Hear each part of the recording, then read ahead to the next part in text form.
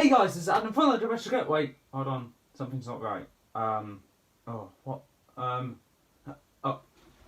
Okay. Oh, that's a bit embarrassing.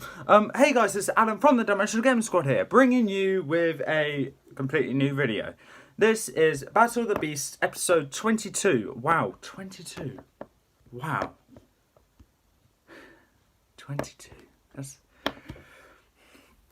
It's a big number! Yeah, Battle of the Beast, episode 22, with Issrilla, the Creeping Menace, versus Crestor.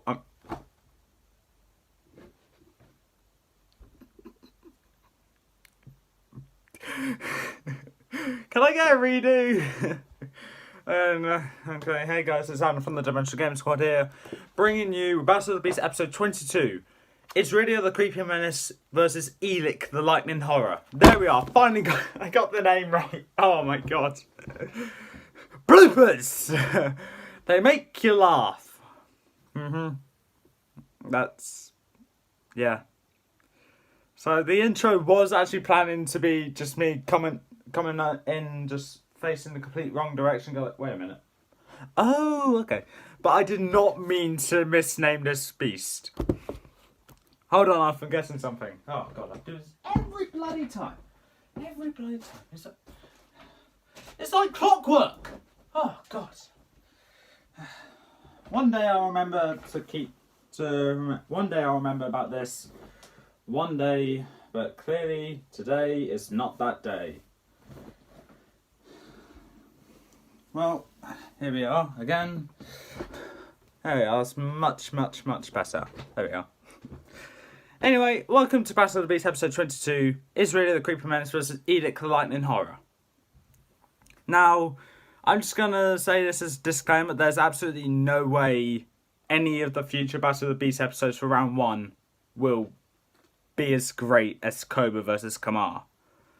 But I shall try my best, but I shall fail. And then I shall learn what the lesson is. Any guesses?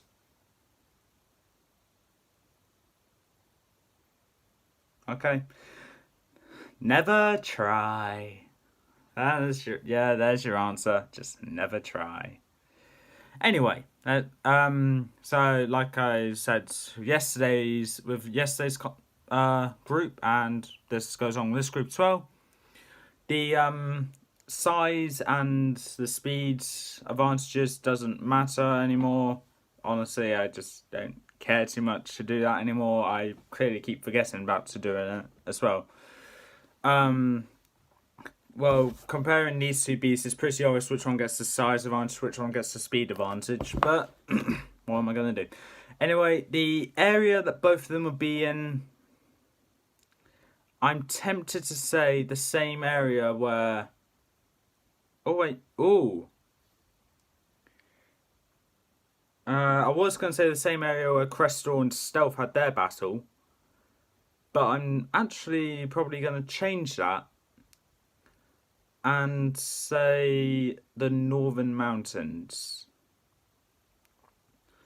And I'm going to pick the Northern Mountains because it's already kind of foggy area. Let's say this takes place shortly after Sultra and Sting's battle.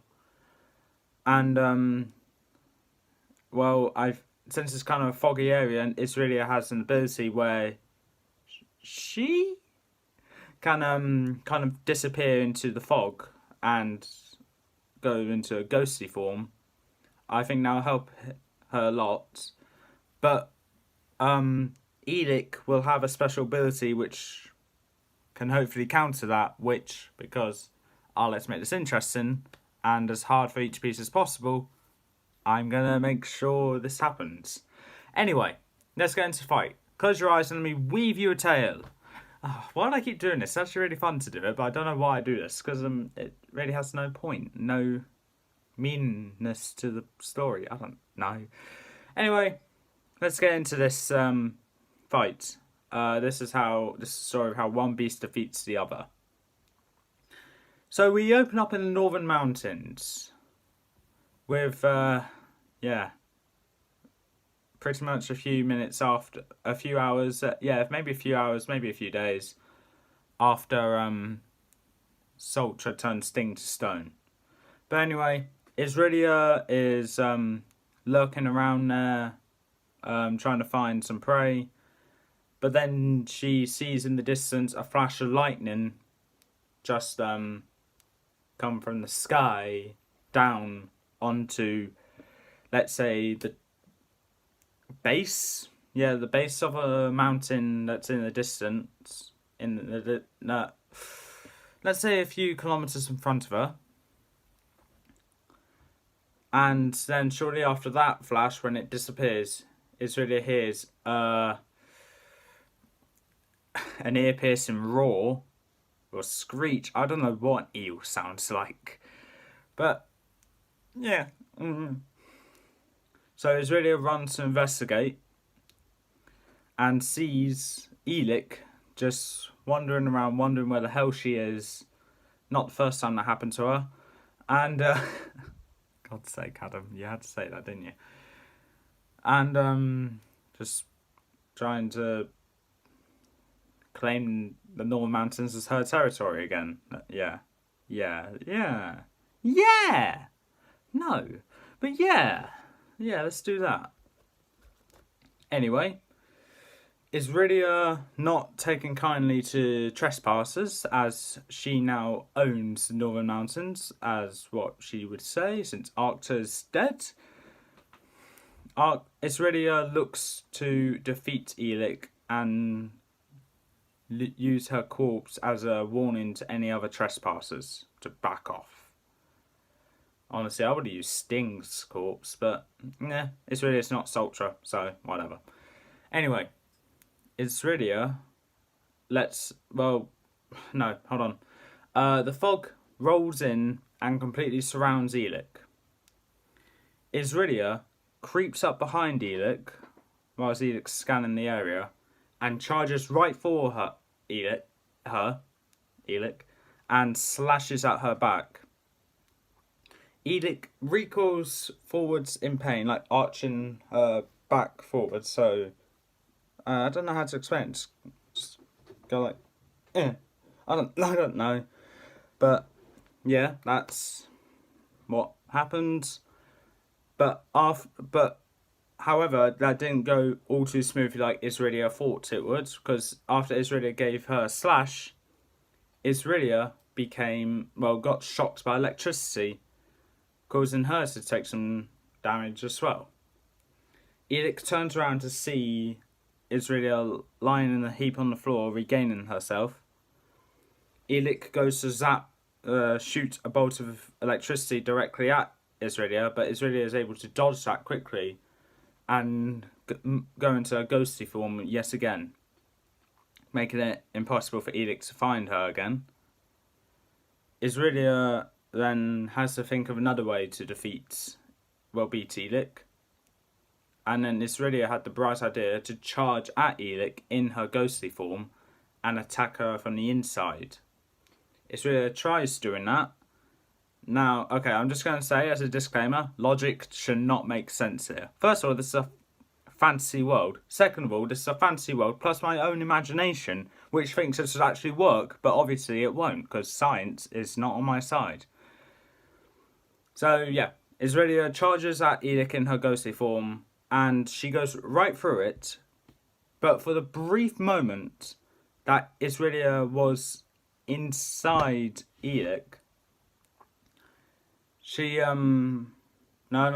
she stays the ghostly form, but tries to slash at Ellik, but as expected, that didn't work. So Issrilla needs to think of another way to try and defeat Ellik, because her normal routine doesn't work at all. Meanwhile, Ellik's just looking around trying to find Issrilla, but all that she's finding is a pain in the back, and also that strange tingle each time Issrilla tries to jump through Ellik to try and kill her from the inside. But then Ellik gets a bright idea, being a very clever beast after all, as proven in the book. She realises that fog is made of condensed water, I think. I don't know, but fog is something to do with, or fog or mist has something to do with water. Water conducts electricity. Like I said, logic should not make sense here. So Ellik zaps directly at the ground. Yeah, I don't know. Or actually, no.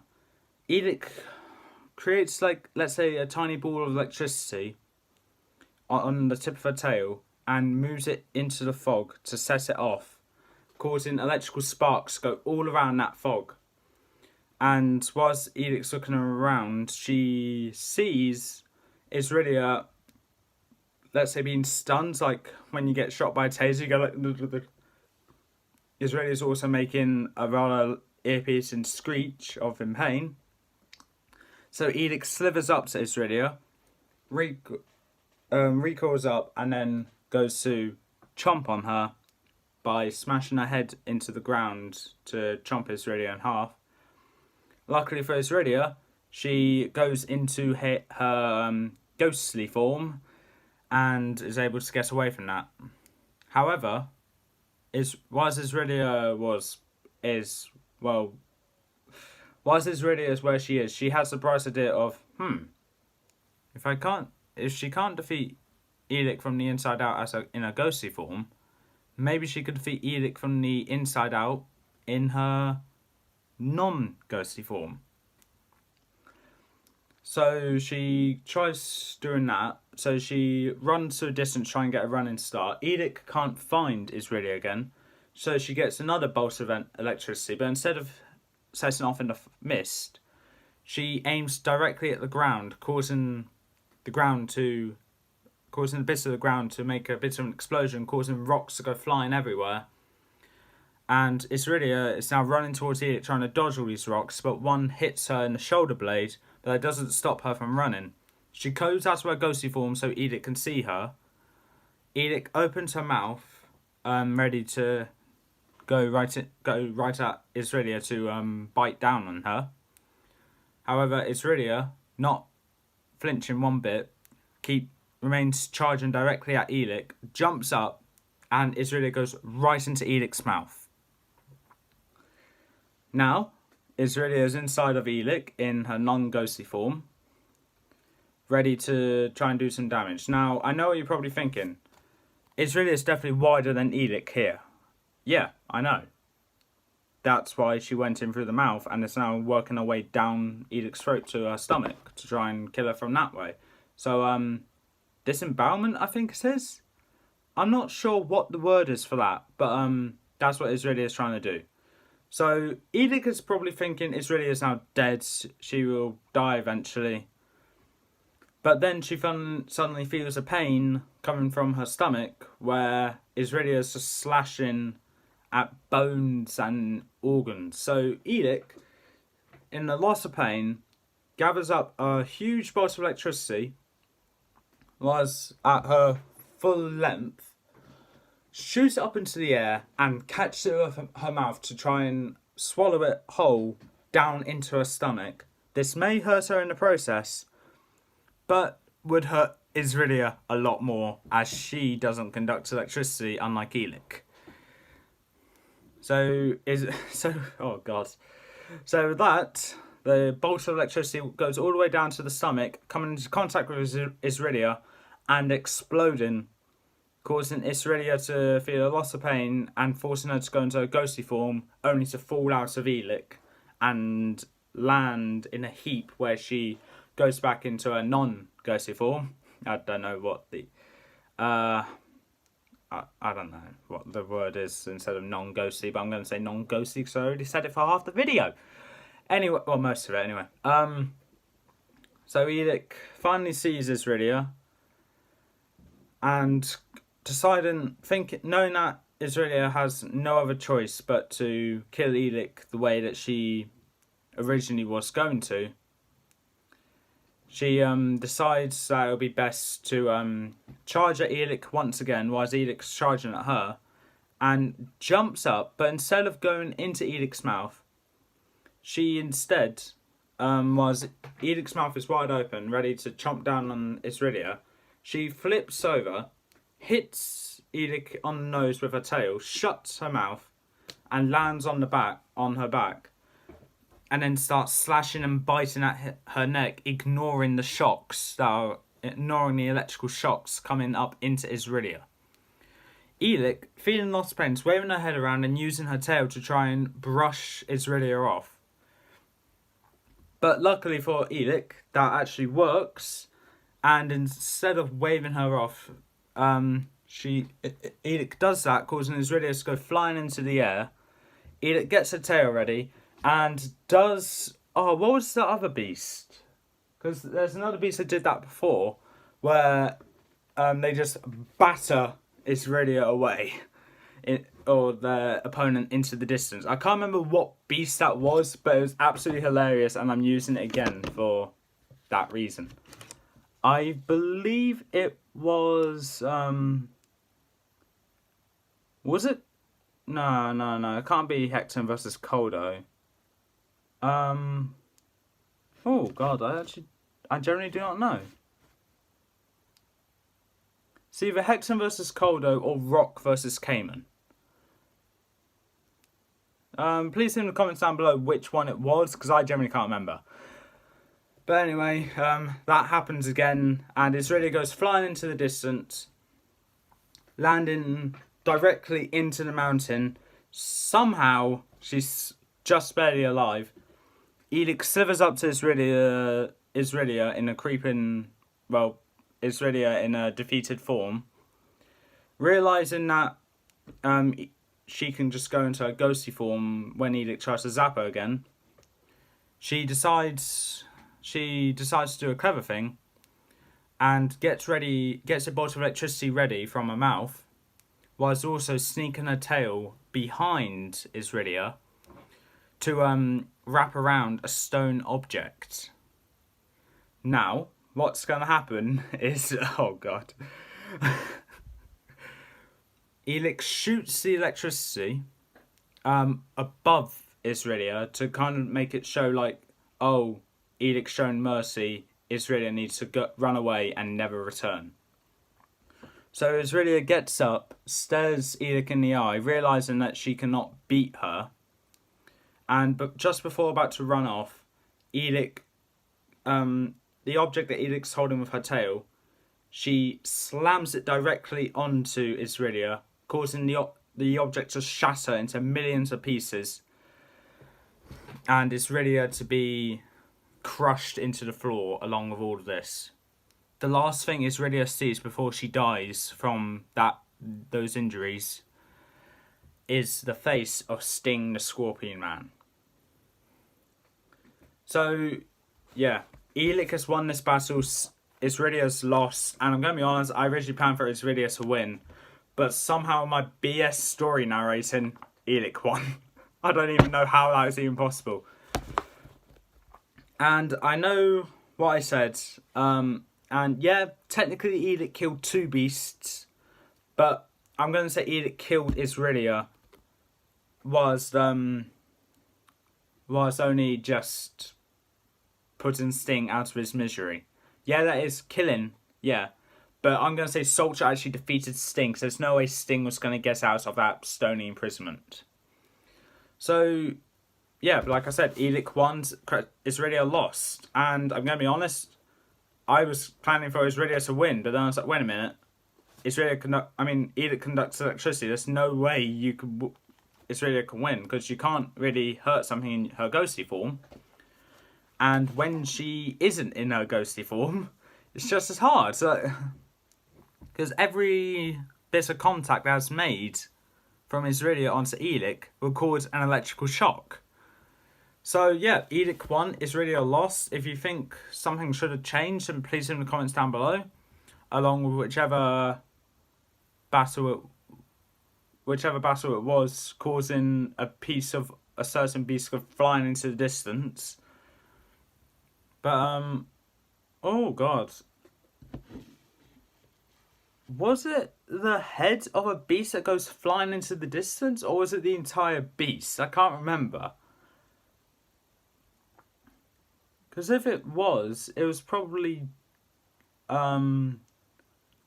Hexen using Koldo's bat to batter away Koldo's head? Because that makes the most sense.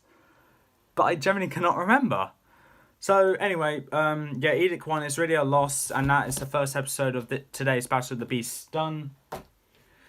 I hope you enjoyed, and join me in the next video, which will be uploaded a few minutes after this one, which will be Torpix the Twisting Serpent versus Skirrick the Forest Demon. At least I got their names right this time, and I'll see you next time.